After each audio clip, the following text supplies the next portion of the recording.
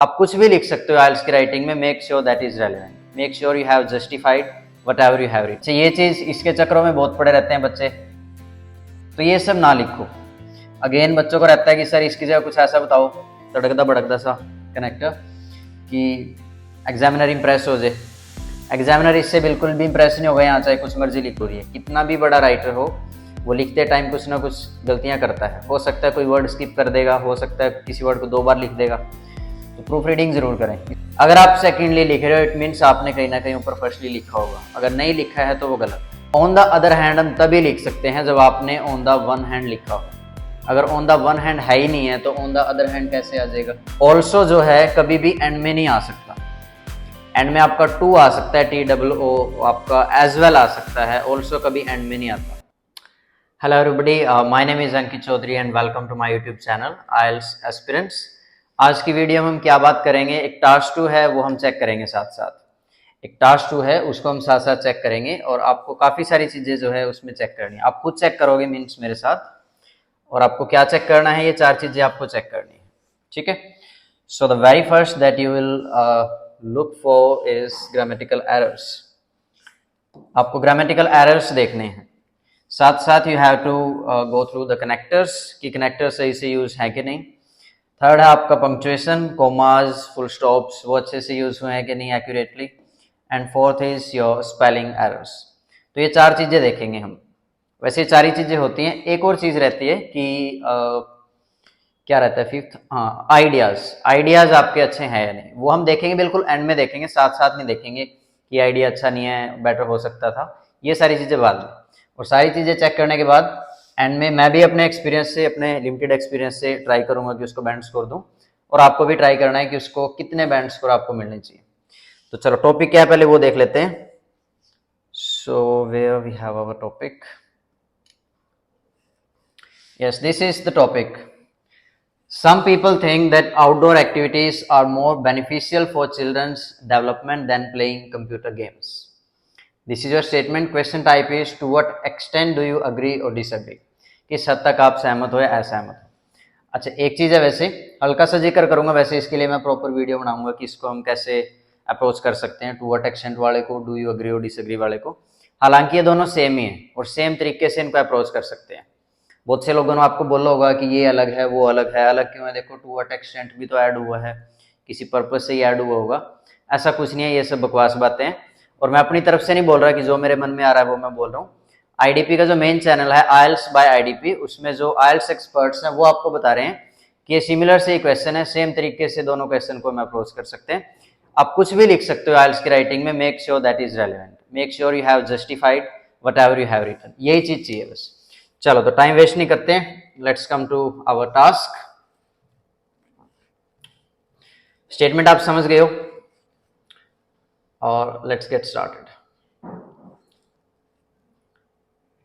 ये है हमारा task, this is an introduction. Hopefully आपको दिख रहा होगा साफ साफ, और अगर नहीं दिख रहा है तो थोड़ा सा अपना डेटा यूटिलाइज करो, थोड़ा सा क्वालिटी बढ़ाओ और तब देखो, तब आपको थोड़ा क्लियर दिखेगा। चलो जी, indeed there is no denying in the fact that games are vital, ये वाइटल लिखना चाह रहा है आई थिंक बच्चा यहाँ पे, that games are vital for children, कि गेम्स जो हैं चिल्ड्रन के लिए वाइटल हैं। तो गड़बड़ कहाँ है, नंबर 1 दिस, विचुअल तो कुछ नहीं होता, वाइटल होता है, वाइटल मीन्स इंपॉर्टेंट, है ना, इंडिस्पेंसेबल यूज कर लेते हैं, क्रूशियल यूज कर लेते हैं। अच्छा ये चीज इसके चक्रों में बहुत पड़े रहते हैं बच्चे, तो ये सब ना लिखो। अगर डायरेक्ट इंडीड होता है, इंडीड के बाद डायरेक्ट गेम से शुरू होता है, उसमें भी कोई दिक्कत नहीं है, और इवन अगर इंडीड भी नहीं है, डायरेक्ट गेम से ही शुरू है, उसमें भी कोई बुराई नहीं है, ठीक है ना। तो ये सब चीजें ना लिखो तो ही बेटर है। चलो जी, अच्छा एक और चीज, मेरे बताने से पहले आप खुद ट्राई करो, एनालाइज करो कि हाँ यहाँ पे गड़बड़ थी, पकड़ पाते हो तो अच्छी बात है, नहीं फिर मैं साथ साथ तो आपको बता ही रहा हूँ। Nowadays few individuals believes that outdoor activities are more crucial for children's development than playing video games. अब गड़बड़ कहाँ है पहले आप खुद देखो। चलो जी, गड़बड़ कहाँ है देखो, few individuals प्लूरल है तो एस नहीं आना चाहिए, few individuals believe that outdoor activities are more crucial for children's development की स्पेलिंग में मेरे को थोड़ा सा लग रहा है कि हाँ जी, DEVELOPMENT, this is our correct spelling for development. Then playing video games, video की भी स्पेलिंग गलत है, वीडियो की स्पेलिंग क्या होनी चाहिए, VIDEO, वीडियो गेम्स। और ये देन कंपैरिजन वाला देन है, मोर के साथ देन आता है वही है, तो ये देन बिल्कुल ठीक है। अच्छा, जो दूसरा देन होता है उसका मतलब क्या होता है वैसे, THEN, वो होता है तब के लिए, तो मैं ऐसा करूंगा, then I will do this, है ना। और ये कंपैरिजन के लिए तो ये सही है। According to my perspective in this passage I fully agree with this statement which I will discuss in forthcoming paragraph. चलो इसमें देखो क्या आगे बढ़े। एक वर्ड होता है आपका पर्सपेक्टिव, एक वर्ड होता है आपका प्रोस्पेक्टिव, एक वर्ड होता है आपका प्रोस्पेक्टस, और एक वर्ड होता है आपका पर्सपेक्टिव जिसमें आर पहले आता है। अब इन चारों वर्डों में क्या डिफरेंस है देखते हैं बस फटाफट से। पर्सपेक्टिव होता है हमारा, जैसे इन माय पर्सपेक्टिव, मेरे ओपिनियन में, मेरे दृष्टिकोण में, तो पर्सपेक्टिव वर्ड का मतलब होता है ये। प्रोस्पेक्टिव होता है कोई चीज संभावित हो, likely, something that is likely to happen, संभावित के लिए हम यूज करते हैं प्रोस्पेक्टिव। और प्रोस्पेक्टस क्या होता है, एक डिटेल्ड इंफॉर्मेशन हो अगर किसी बुकलेट में, किसी यूनिवर्सिटी, किसी एजुकेशनल इंस्टीट्यूट के बारे में, तो उसके लिए हम वर्ड यूज करते हैं प्रोस्पेक्टस। आपने देखा होगा छोटी सी होती है 8-10 पेज की, जिसमें डिटेल्ड इंफॉर्मेशन होती है। पर्सपेक्टिव क्या होता है जी, ये कुछ नहीं होता है, ऐसे ही लिख दिया मैंने। हाँ, बच्चे लिख देते हैं इस वर्ड को, स्पेलिंग गलत कर देते हैं, और इसका कोई दूसरा मीनिंग भी नहीं है क्योंकि ये कोई वर्ड ही नहीं है। तो हमारे काम का वर्ड कौन सा है, पर्सपेक्टिव। चलो आपने देखना है इसने वो वर्ड सही लिखा है या नहीं, बिल्कुल सही लिखा है जी, कोई दिक्कत नहीं है। इन this passage I fully agree, अब आई इसने बड़ा लिख रखा है, क्या बड़ा ही आता है जी, बिल्कुल। आई को जब हम इंडिविजुअली लिखते हैं आई हमेशा बड़ा ही होता है, तो यहाँ पर आई बड़ा है। आई फुली अग्री, मैं पूरी तरह से अग्री हूँ with the statement which I will discuss in forthcoming paragraph. नहीं होना चाहिए, I think this is the problem, paragraphs, क्योंकि आगे एक पैराग्राफ थोड़ी है, अगर एक होता तो अच्छी बात थी, सही था, और अभी ज्यादा है तो यहाँ पर पैराग्राफ्स ही होना चाहिए। और ये किस चीज का एरर है, कोहेरेंस एंड कोहेजन का एरर है, क्योंकि आप यहाँ पे कह रहे हो अपकमिंग पैराग्राफ, नीचे उसको मिल रहा है काफी सारे पैराग्राफ्स, तो कोहेजन अच्छी नहीं है, ठीक है। कोहेरेंस कोहेजन क्या होती है देखेंगे इसको नेक्स्ट वीडियो में, नेक्स्ट में तो नहीं, मतलब आएगी बहुत जल्द वीडियो। चलो जी, टू एम्बार्क ऑन, इसका मतलब क्या होता है, आप लिखते ही हो generally, to embark on means to start with. Again बच्चों को रहता है कि सर इसकी जगह कुछ ऐसा बताओ तड़कदा भड़कदा सा कनेक्टर कि एग्जामिनर इंप्रेस हो जाए। एग्जामिनर इससे बिल्कुल भी इंप्रेस नहीं होगा, यहाँ चाहे कुछ मर्जी लिख लो, आगे जो लिखा है वो चीज ज्यादा मैटर करती है एग्जामिनर के लिए, ठीक है। तो इसमें एनर्जी वेस्ट करने की जरूरत नहीं है। टू एम्बार्क ऑन है, टू बिगिन विद है, टू कमेंस विद है, ये काफी है, और क्या करना। There are several so positive impacts of doing outdoor activities for children. चलो यहाँ तक देखते हैं। एक तो इसका ये देयर का टी इसने छोटा ही लिखा बट ये बड़ा लग रहा है, तो अच्छे से होना चाहिए। देयर आर सेवरल्स, तो कुछ भी नहीं होता, सेवरल एक डिटर्मिनर है और ये सेवरल ही होता है, सेवरल्स नहीं हो सकता। सेवरल सो पॉजिटिव इंपैक्ट ही होना चाहिए, सेवरल है तो इसके बाद हमेशा प्लूरल आती है noun.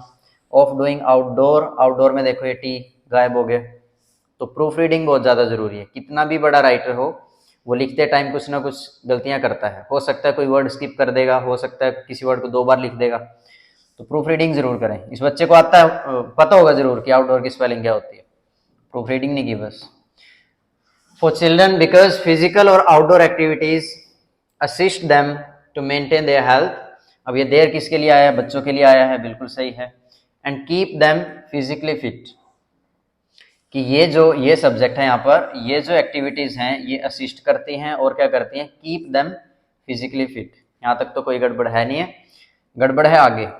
Moreover they get chance to meet with new friends, इसमें देखो क्या गड़बड़ है, moreover they get chance to meet with new friends, इसमें भी गड़बड़ नहीं है। एंड स्टे इन टच, ये दे सब्जेक्ट है, इसकी वर्ब एक गेट है, एक है stay, they stay in touch with other friends, यहाँ पे भी गड़बड़ नहीं है, सॉरी गड़बड़ है इसमें, ये सेकेंडली लिखा है। अगर आप सेकेंडली लिख रहे हो इट मीन्स आपने कहीं ना कहीं ऊपर फर्स्टली लिखा होगा, अगर नहीं लिखा है तो वो गलत है।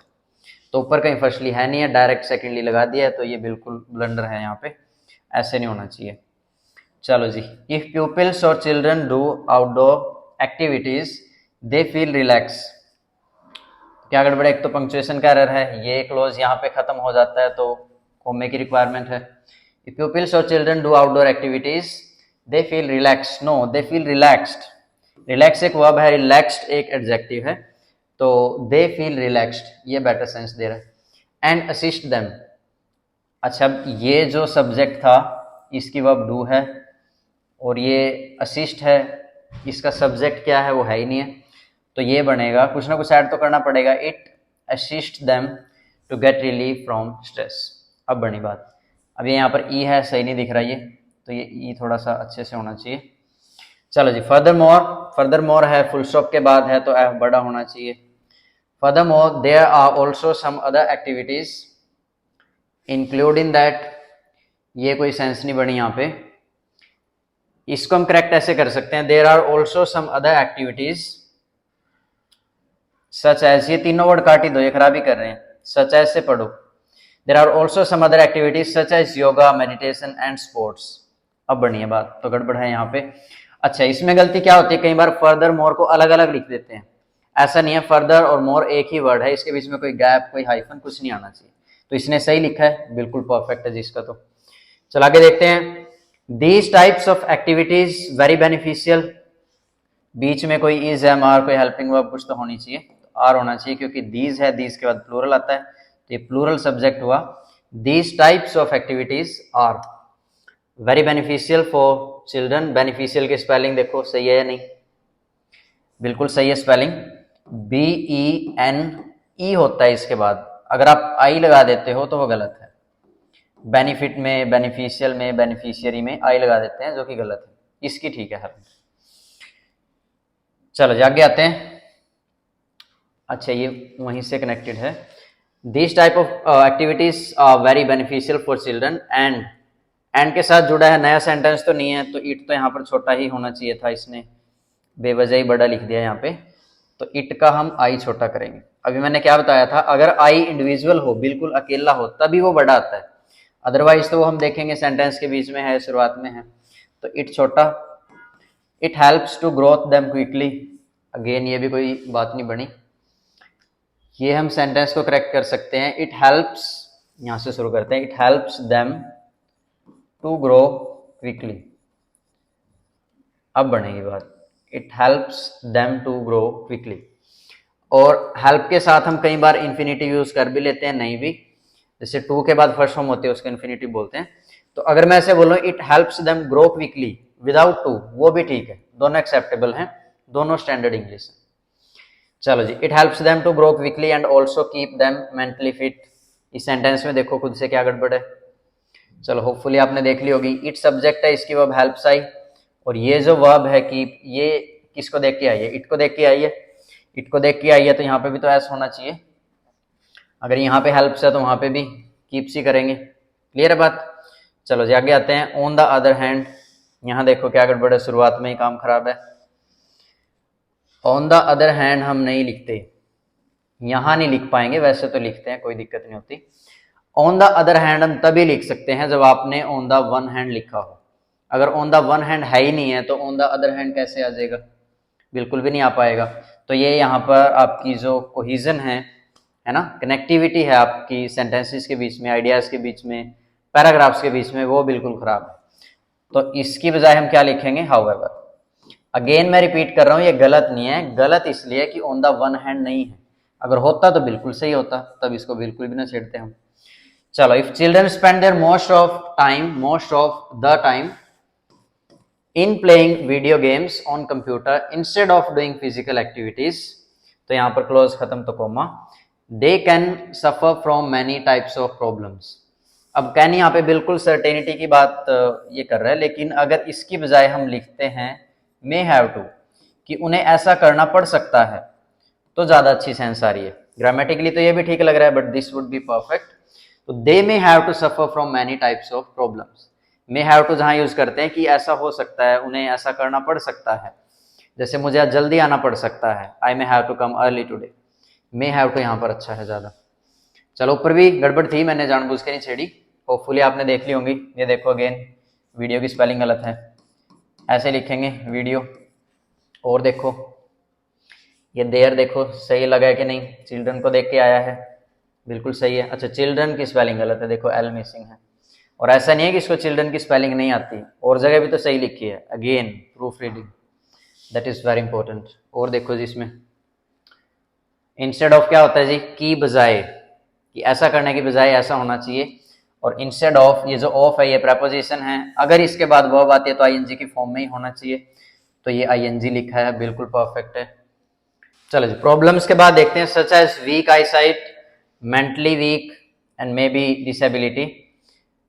3 एग्जाम्पल दिए हैं, तीनों में एक एक गड़बड़ है, देखो क्या है। फर्स्ट है वीक आई साइट, वीक तो बिल्कुल गलत है यहाँ पर, ये वाला वीक लिखना था यहाँ पर, दिस मीन्स कमजोर, और वीक ये तो हफ्ते वाला है।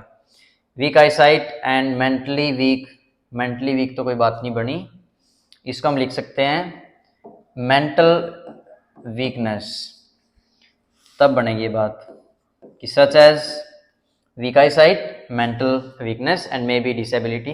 ये तो तीनों ही वर्ड गलत हैं, इसकी तो स्पेलिंग गलत है, disability, this is the correct spelling, और मे बी में गड़बड़ है। देखो ये बहुत अच्छी चीज़ है समझने लायक, अगर हम मे बी को अलग अलग लिख देते हैं तो ये हो जाती है आपकी helping verb.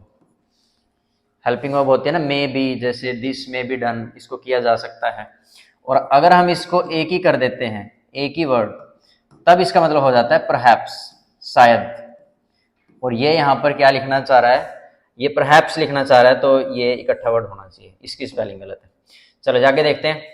Moreover these activities also make them lazy and directly impact on their mind also. चलो जिस लाइन में भी एक गलती है और थोड़ी सी एडवांस है, अगर आप पकड़ पाओ तो देखो। चलो होपफुली आपने ट्राई किया होगा। गड़बड़ कहाँ है, गड़बड़ है आपकी यहाँ। ऑल्सो जो है कभी भी एंड में नहीं आ सकता, एंड में आपका टू आ सकता है, TOO, आपका एज वेल आ सकता है, ऑल्सो कभी एंड में नहीं आता है ना, ये बिल्कुल खराब इंग्लिश है। ऑल्सो कहाँ आता है, मेन वर्ब के पहले आता है, जैसे यहाँ लगाया, ये मेन वर्ब है, इससे पहले आया, यहाँ पर ठीक है। एंड में लिखना तो क्या लिखेंगे, टू लिखेंगे, बट ये थोड़ा सा इनफॉर्मल माना जाता है, तो अगर रिटर्न इंग्लिश की बात करें तो एज वेल लिखें, एज वेल बहुत परफेक्ट है। तो बाकी सारा सेंटेंस ठीक था, कोई दिक्कत नहीं है। चलो आगे आओ जी। सेकेंडली, अगेन शुरुआत में ही काम खराब है, मैंने बताया अगर सेकेंडली है तो फिर फर्स्टली होगा, और फर्स्टली तो कहीं है ही नहीं है, तो मोर ओवर है तो फर्दर मोर कर लो, बिसाइड्स दिस कर लो, इन एडिशन टू कर लो, अपार्ट फ्रॉम दिस कर लो, कुल मिला के सेकेंडली मत करो, ये बिल्कुल गलत है। चलो, due to this bad habit of playing games on mobile, due to this bad habit, अच्छा, they parents also get worried about them. चलो ये सारा सेंटेंस ठीक ही लग रहा है, बस कॉमा लगा देते तो ज़्यादा बेटर होता, क्योंकि एक क्लोज यहाँ पे खत्म हो गया, दूसरा शुरू है। ठीक है, ऐसा भी हो सकता है कि मैं एक आधी मिस्टेक स्किप कर दूं, अगर होती है तो जरूर कमेंट करके बताएं कि हाँ सर यहाँ पे भी गड़बड़ थी, आपने छोड़ दी। चलिए ये पार्ट तो ऊपर वाला ही है, यहाँ से आते हैं, कंक्लूजन आ गया बस फाइनली। इन कंक्लूजन, फिजिकल और outdoor activities are very beneficial for children. चलो यहाँ तक देखते हैं कोई गड़बड़। कंक्लूजन के लिए इन्होंने यूज किया है इन कंक्लूजन, तो दिस इज परफेक्ट, और इसके अलावा आप यूज कर सकते हो टू कंक्लूड, और जो बच्चे लिखते हैं टू रिकैपिचुलेट, वो सब नहीं लिखना चाहिए, वो आई डोंट थिंक कि एग्जामिनर को कोई इंटरेस्ट है वो सब देखने में, आगे देखेगा एग्जामिनर के आगे क्या लिखा हुआ है, ठीक है ना। और कंक्लूजन के लिए कंक्लूजन टू कंक्लूड, इनसे बेटर कुछ नहीं है, तो यही लिखें आप। चलो गलती की बात करें, पी बड़ा क्यों आ गया, कोमे के बाद तो छोटा आता है, पंक्चुएशन का एरर है। और आउटडोर एक्टिविटीज, ये देखो आउटडोर की यहाँ सही लिख दी। आर वेरी बेनिफिशियल, यहाँ पे गड़बड़ कर दी, अब पीछे बेनिफिशियल लिखा था इसने, सही लिखा था जो भी हमने डिस्कस भी किया, यहाँ पे गड़बड़ है। BEN, ये पता नहीं आई है ई है तो क्लियर नहीं है, और इसकी गड़बड़ कहाँ है, सी के बाद आई नहीं है, देखो अगर आप ध्यान से देखो, CIAL, beneficial for children, because if a child is fit physically and mentally, comma, तो क्या होगा, देन दे डू, अभी दे क्यों आ गया, अभी किसको रेफर कर रहा है, इस बच्चे को, ये तो एक है, तो एक है तो यहाँ पर होना चाहिए आपका ही, ठीक है, या वहां पे चिल्ड्रन करो, चिल्ड्रन आर फिट, फिर ये आपका दे चल जाएगा, तो कनेक्टिविटी आपकी अच्छी नहीं है ना, बेटर कनेक्टिविटी होनी चाहिए। तो हम मान लेंगे ही डू प्रॉपरली अदर एक्टिविटीज, अगर ऐसा होता है तो वो कर सकता है, तो कैन होता तो ज्यादा अच्छा होता, he can do other activities properly, properly अगर यहाँ होता तो अच्छा होता, सेंटेंस बनेगा then he can do other activities properly. Other activities क्या है, such as study, talking and etcetera का ETC बना दिया। ये जो एब्रीविएशंस होती हैं ये सब हम बिल्कुल नहीं लिख सकते, तो ETC की फुल फॉर्म क्या होती है ये आपको पता होनी चाहिए। This is the full form. Spelling देख लेंगे, ये ई कई बार बच्चे स्किप कर देते हैं, तो कॉम्प्लिकेटेड सी स्पेलिंग है, और वैसे भी ये इतना अच्छा नहीं है, इससे अच्छा तो सो ऑन है, लिखने में भी आसान है और इससे ज़्यादा फॉर्मल भी है, तो क्यों इसके पंगे में पड़ना। सो ऑन लिखो, मौज करो। चलो आगे आते हैं। So comma according to my perspective, again perspective सही है कि नहीं, बिल्कुल सही है जी। प्रोस्पेक्टिव क्या होता है, संभावना। प्रोस्पेक्टस क्या होता है, detailed information about any educational institute. और पर्सपेक्टिव PRE कर दें वो तो कोई वर्ड नहीं होता, तो यही वर्ड है, ये इसका बिल्कुल परफेक्ट है जी। आई अग्रीड, मैं सहमत हुआ या मैं सहमत हूं, डी एक्स्ट्रा है। I agree with this statement that children's, none, apostrophe S लगा दिया बिना बात के, that children must do outdoor activities for their better developments. Developments में अगेन ओ मिसिंग है, और कोई गलती अगर आप पकड़ पा रहे हो। आउटडोर में ये देखो, ये एल है, ये टी है, कैसे पता चला, ये हाइफन आएगा तभी तो टी बनेगा, तो ये यहाँ पर हाइफन मिसिंग है। एक्टिविटीज़ में भी देखो ये ऐसे कर दिया है। इतनी छोटी छोटी गलतियां भी शायद वहाँ पे नोट होती होंगी, तो अगर आपके पास टाइम बचता है प्रूफ रीडिंग करते टाइम, ये सब करेक्ट करो, ठीक है। तो बस खत्म। तो चल अभी स्कोर देखते हैं कि कितना स्कोर इनको मिलना चाहिए। 4 पैरामीटर होते हैं आपके।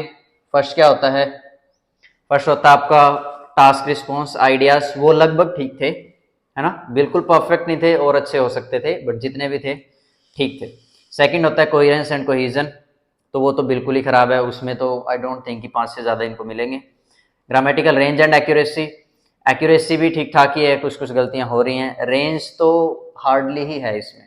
रेंज का मतलब क्या होता है कि सिंपल सेंटेंस ना हो, कॉम्प्लेक्स भी हो, पैसिव हो, कंपाउंड हो, और कॉम्प्लेक्स हो, कंडीशनल हो सके तो इंटेरोगेटिव हो, वो सब होने चाहिए, वो तो बिल्कुल ही मिसिंग है इसमें। और लास्टली आता है आपका एलआर वोकैब, वो भी ठीक ठाक है। अब आपको लगेगा सर ऐसा कोई अनकॉमन सा वर्ड तो आया नहीं, बट ये डेवलपमेंट, चिल्ड्रन और फिजिकली, मेंटली, यही आपके वोकैब है। अगर आप कोई अच्छा वर्ड, रेलेवेंट वर्ड लिख पा रहे हो तो दैट इज कॉल्ड वोकैब।